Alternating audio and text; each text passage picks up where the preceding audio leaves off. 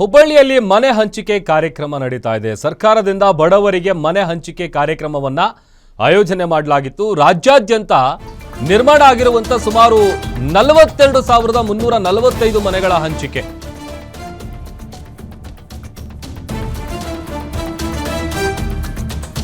ಹುಬ್ಬಳ್ಳಿಯ ಮಂಠೂರ ರಸ್ತೆಯಲ್ಲಿ ಕೊಳಗೇರಿ ಅಭಿವೃದ್ಧಿ ಮಂಡಳಿ ವತಿಯಿಂದ ಮನೆ ವಿತರಣೆ ಕಾರ್ಯಕ್ರಮವನ್ನು ಆಯೋಜಿಸಲಾಗಿದೆ.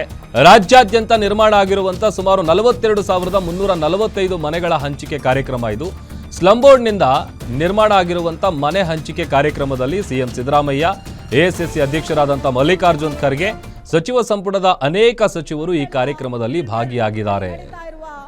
ಸನ್ಮಾನ್ಯ ಮುಖ್ಯಮಂತ್ರಿಯವರ ವಿಶೇಷ ಅನುದಾನದಲ್ಲಿ ಪೂರ್ಣಗೊಂಡಿರುವ ಸನ್ಮಾನ್ಯ ಮುಖ್ಯಮಂತ್ರಿ ಸಿದ್ದರಾಮಯ್ಯನವರು ಆಗಮಿಸಿದ್ದಾರೆ. ನಮ್ಮ ಗಂಡು ಮೆಟ್ಟಿದ ನಾಡು ಹುಬ್ಬಳ್ಳಿಗೆ ಆಗಮಿಸಿದ್ದಾರೆ. ನೋಡಿ, ಈ ಯೋಜನೆ ಏನಿದೆ, ಬಡವರಿಗೆ 140 ಕೋಟಿ ರೂಪಾಯಿ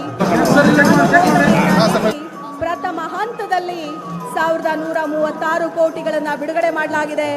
ಇವತ್ತು ಬಹುಶಃ ನಮ್ಮ ರಾಜ್ಯ ಅಥವಾ ಇವತ್ತಿನ ಈ ರಾಜ್ಯ ಸರ್ಕಾರ ಹೆಮ್ಮೆ ಪಡುವಂತಹ ದಿನ.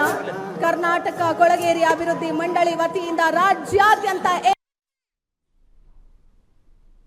ಹುಬ್ಬಳ್ಳಿ ನಗರದಲ್ಲಿ ಒಂದು ಇತಿಹಾಸವನ್ನ ನೀವೆಲ್ಲರೂ ಕೂಡ ನಿರ್ಮಾಣ ಮಾಡಿದ್ದೀರಿ ಅಂತಕ್ಕಂಥ ಮಾತುಗಳನ್ನು ಹೇಳಲಿಕ್ಕೆ ಬಯಸ್ತಾ ಇದ್ದೇನೆ. ಇಷ್ಟೊಂದು ಭಾರೀ ಪ್ರಮಾಣದಲ್ಲಿ ಈ ಸಮಾರಂಭ ನಡೀಲಿಕ್ಕೆ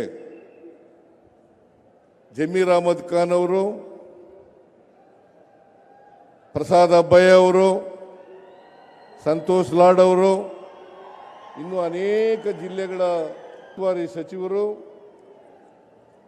ಶಾಸಕ ಮಿತ್ರರು, ಅವರೆಲ್ಲರೂ ಕೂಡ ಕಾರಣಕರ್ತರಾಗಿದ್ದಾರೆ. ನೀವೆಲ್ಲ ಕಾರಣಕರ್ತರಾಗಿದ್ದೀರಿ. ಅದಕ್ಕೋಸ್ಕರ ನಿಮ್ಮೆಲ್ಲರಿಗೂ ಕೂಡ ಧನ್ಯವಾದಗಳನ್ನು ಈ ಸಂದರ್ಭದಲ್ಲಿ ಹೇಳಲಿಕ್ಕೆ ಬಯಸ್ತಾ ಇದ್ದೇನೆ. ಇವತ್ತು ಹುಬ್ಬಳ್ಳಿ ನಗರದಲ್ಲಿ ಕೊಳಗೇರಿನಲ್ಲಿ ಇರ್ತಕ್ಕಂಥ ನಿವಾಸಿಗಳಿಗೆ ರಾಜ್ಯಾದ್ಯಂತ ಸುಮಾರು 42,345 ಮನೆಗಳು ಹಂಚಿಕೆ ಆಗ್ತಾ ಇದ್ದಾವೆ. ಕರ್ನಾಟಕದಲ್ಲಿ 2,866 ಕೊಳಗೇರಿಗಳಿದ್ದಾವೆ. ಸುಮಾರು 7 ಲಕ್ಷಕ್ಕೂ ಹೆಚ್ಚು ಕುಟುಂಬಗಳಿದ್ದಾವೆ. ಅವರಿಗೆ ಸೂರನ್ನು ಒದಗಿಸ್ಕೊಡ್ಬೇಕು ಅಂತಕ್ಕಂಥದ್ದು ನಮ್ಮ ಉದ್ದೇಶ. ಸೂರನ್ನು ಒದಗಿಸ್ಕೊಡೋದು ಅಂತಂದ್ರೆ ಘನತೆಯಿಂದ, ಮರ್ಯಾದೆಯಿಂದ, ಗೌರವದಿಂದ ಅವರು ಬದುಕನ್ನು ನಡೆಸ್ತಕ್ಕಂಥ ಕೆಲಸಕ್ಕೆ ನಮ್ಮ ಸರ್ಕಾರ ಎಲ್ಲ ರೀತಿಯ ಸಹಕಾರವನ್ನು, ಬೆಂಬಲವನ್ನು ಕೊಡ್ತದೆ ಅಂತಕ್ಕಂಥ ಮಾತುಗಳನ್ನು ಈ ಸಂದರ್ಭದಲ್ಲಿ ಹೇಳಲಿಕ್ಕೆ ಬಯಸ್ತಾ ಇದ್ದೇನೆ. ನಾವು ಹಿಂದೆ ಅಧಿಕಾರದಲ್ಲಿದ್ದಾಗ 2013ರಿಂದ 2018ರವರೆಗೆ 5 ವರ್ಷಗಳ ಅವಧಿನಲ್ಲಿ ಪ್ರತಿ ವರ್ಷ ನಾವು 3 ಲಕ್ಷ ಮನೆಗಳನ್ನು ಕಟ್ಟಿಕೊಡ್ತೀವಿ ಅಂತ ಹೇಳಿದ್ದು.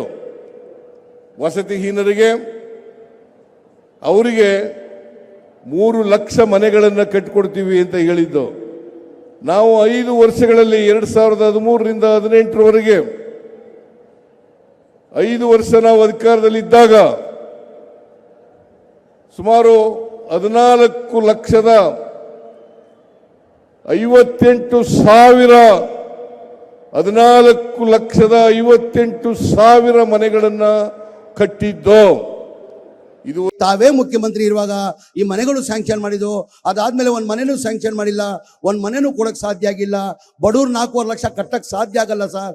ನಾವೇ ಸರ್ಕಾರ ವತಿಯಿಂದ 4 ಲಕ್ಷ ಕೊಟ್ಟು ಮನೆಗಳು ಕಟ್ಟಬೇಕಾಗ್ತದಂತ ಮಾನ್ಯ ಮುಖ್ಯಮಂತ್ರಿಗೆ ಗಮನಕ್ಕೆ ತಂದೆ.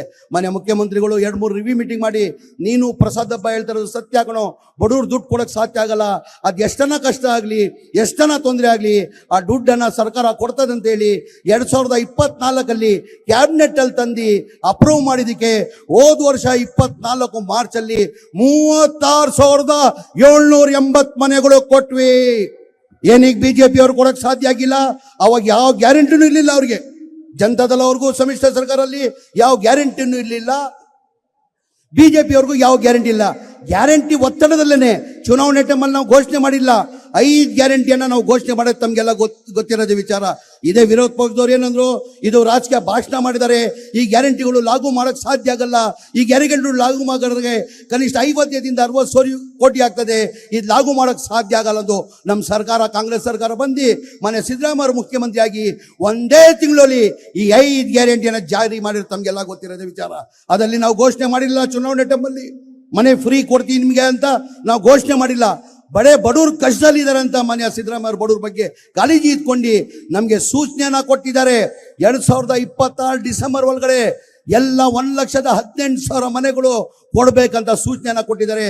36,789 ಮನೆ 2024 ಮಾರ್ಚ್ ಅಲ್ಲಿ ಕೊಟ್ಟಿದ್ದೀವಿ. ಇವತ್ತು ಇಡೀ ರಾಜ್ಯದಲ್ಲಿ 42,345 ಮನೆ ಕೊಡ್ತಾ ಇದ್ದೀವಿ. ಏನಕ್ಕೆ ಬಿಜೆಪಿ ಅವ್ರು ಕೊಡಕ್ಕೆ ಸಾಧ್ಯ ಆಗಿಲ್ಲ? ಎಲ್ಲ ಅರ್ಥ ಮಾಡ್ಕೊಳ್ಬೇಕಾಗ್ತದೆ ದಯಮಾಡಿ ನೀವು. ಅದ್ರ ಜೊತೆಯಲ್ಲಿ ಹಕ್ಕುಪತ್ರಗಳು 10 ವರ್ಷದಿಂದ ಒಂದು ಹಕ್ಕುಪತ್ರ ಕೊಟ್ಟಿಲ್ಲ. ಟೋಟಲ್ 1,80,253 ಹಕ್ಕುಪತ್ರದಲ್ಲಿ ಇವತ್ತು ನಾವು 20,359 ಹಕ್ಕುಪತ್ರಗಳು ಇಡೀ ರಾಜ್ಯದಲ್ಲಿ ಹಕ್ಕುಪತ್ರಗಳು ಕೊಡ್ತಾ ಇದ್ದೀವಿ.